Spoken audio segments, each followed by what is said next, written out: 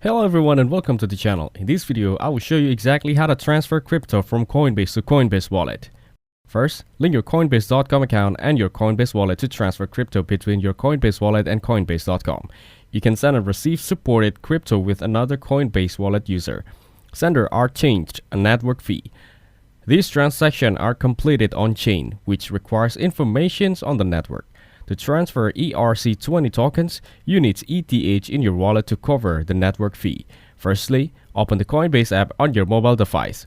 From the Payments tab, select Send. Then choose the supported assets you want to transfer. Here, select the address with your email when prompted to enter the recipient's address.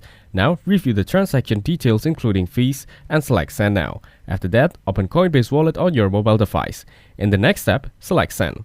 Enter the amount you want to transfer. Following that, select the supported coin and select Next. Next, go to the Coinbase app and copy the wallet address of the asset. Then, paste the address into the recipient field in Coinbase wallet. Following the remaining step to complete your transfer. If you don't receive a verification code to complete, troubleshoot the two-step verifications. Thank you everyone for watching. Hope you get some value. Make sure to like the video and subscribe to our channel. Leave a comment down below. See you in the next one.